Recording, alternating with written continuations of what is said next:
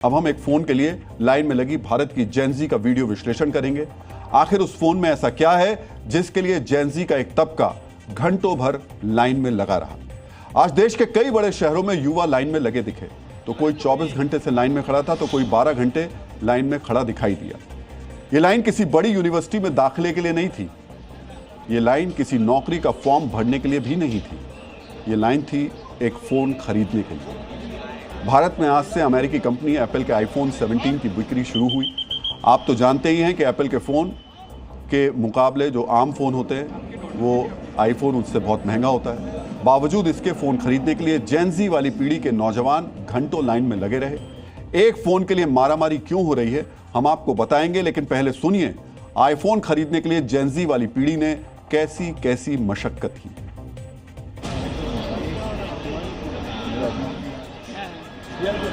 भी बहुत क्राउड है, अभी लोगों के अंदर भी बहुत भीड़ है लेने के लिए, बाय करने के लिए। लोग बहुत सारे अभी एक्साइटेड है आईफोन 17 प्रो मैक्स लेने के लिए। हम अहमदाबाद से आते हैं हर बार, अगली बार भी आए थे। सुबह आके भी यहाँ पे वेट करते हैं, फिर भी हम जो लाइन में खड़े रहते हैं। मैं थोड़ा लकी था क्योंकि मैंने प्री बुक करा था फोन, सो ऑलवेज अगर नेक्स्ट टाइम कोई आ रहा है please pre book your iPhones, it's always better. नया डिजाइन, नया कलर, कुछ नए फीचर्स देखने मिलेंगे। 1 घंटे से हम यहाँ पर लाइन लगा के खड़े हैं।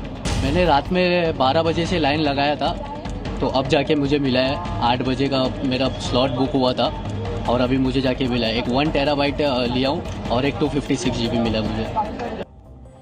भारत में आम धारणा यही है कि लाइन वहां लगती है जहां कोई चीज मुफ्त में या सस्ती कीमत पर मिल रही है। लाइन अस्पताल के बाहर लगती है, लाइन फॉर्म भरने के लिए लगती है, लेकिन ये जेनजी का जमाना है। यहाँ लाइन वो फ़ोन खरीदने के लिए लगी जो आम फ़ोन से महंगा है और भारत में 3/4 आबादी के लिए आउट ऑफ बजट है। आखिर इस महंगे फ़ोन की ऐसी दीवानगी क्यों? इस पर चर्चा से पहले आपको मुंबई के बीकेसी से आई एक तस्वीर ज़रूर देखनी चाहिए। बीकेसी में एक एप्पल स्टोर के बाहर आईफोन खरीदने के लिए भीड़ बहुत थी। जेनजी वाले होनहारों को लग रहा था कि आज फ़ोन नहीं खरीदा तो जैसे कयामत आ जाएगी। इसी अफरा तफरी में मारपीट शुरू हो गई। आईफोन के स्मूथ की पैड पर उंगली चलाने को बेताब जेनजी वाले नौजवान मुक्का चलाने लगे। अब सवाल यह है कि आखिर फ़ोन पहले ही दिन खरीदना, ये वाली सोच जेनजी में क्यों? 2 दिन बाद फ़ोन खरीद लेंगे तो क्या कुछ बिगड़ जाएगा? अब हम इस सोच को समझते हैं। इसे मार्केटिंग की भाषा में फोमो यानी फियर ऑफ मिसिंग आउट कहते हैं। यह मार्केटिंग की बहुत सोची समझी रणनीति है।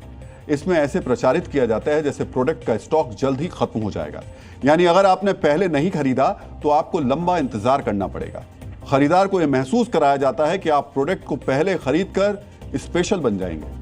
इसे सीधे खरीदार के सम्मान से जोड़ा जाता है। सोचिए, सीधे सम्मान से।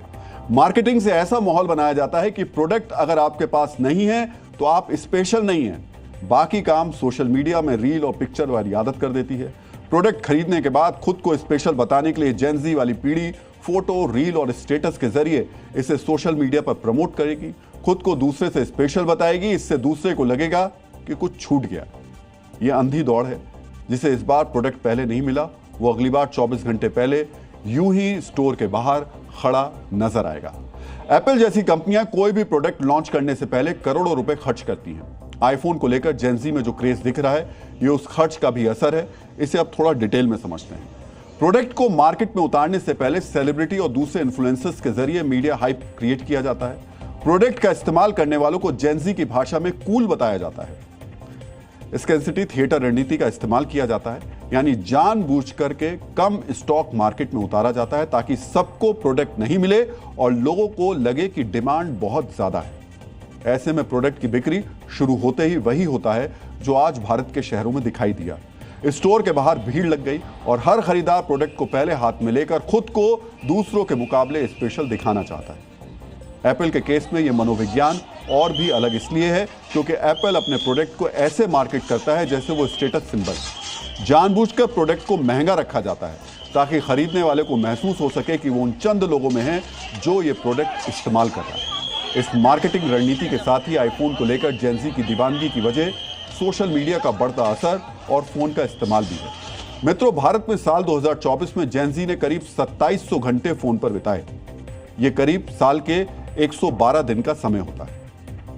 अब समझिए, फोन जेनजी के लिए सिर्फ एक उपकरण नहीं है, उनका डिजिटल रूम बन गया है। फोन से जेनजी कंटेंट भी क्रिएट करते हैं, यानी हम जो रील, वीडियो, ब्लॉग या फोटो इंस्टाग्राम, फेसबुक और दूसरे सोशल मीडिया प्लेटफॉर्म्स पर देखते हैं वो आमतौर पर फोन से ही शूट किया गया होता है।